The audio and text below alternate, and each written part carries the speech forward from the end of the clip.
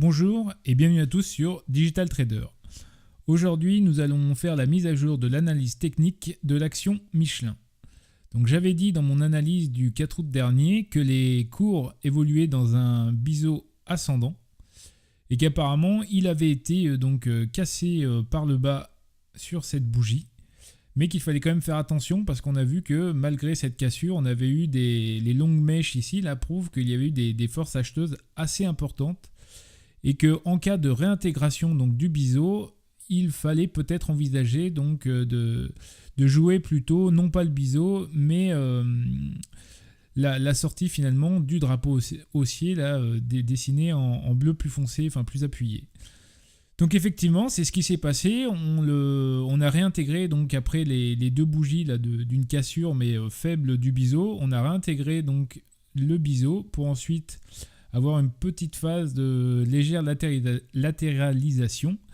Et ensuite, on voit qu'on a eu un gap, donc on peut appeler ça un gap de rupture, puisque après, on voit qu'on a eu une jambe de hausse qui actuellement est peut-être en train de s'essouffler, mais rien ne prouve qu'elle soit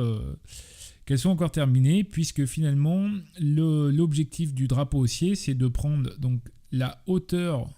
du mât, donc qui est ici, pour ensuite après le reporter donc, sur la base du drapeau haussier, donc ce qui nous fixe un objectif haussier donc vers les 95,9 euros. Voilà, donc quand on est sorti effectivement, enfin quand on a réintégré le biseau, le gap ici a été fermé, donc du coup maintenant on peut l'enlever pour clarifier le graphique.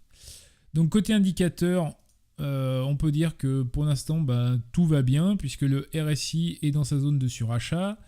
le MACD est positif et au-dessus de son signal, le momentum est positif. On peut quand même remarquer effectivement que le CCI était sorti de sa zone de surachat, donc ça peut être un indicateur comme quoi on pourrait assister à un petit essoufflement et avoir eu une baisse. Et enfin, donc on a les volumes qui aujourd'hui sont en augmentation, donc a priori rien à signaler, et le stochastique qui est toujours dans sa zone de surachat. Voilà, donc pour l'instant, l'objectif est toujours donc celui du drapeau, donc à 95,9 euros. Voilà, j'espère que cette vidéo vous a plu et je vous dis à très bientôt pour une nouvelle analyse technique.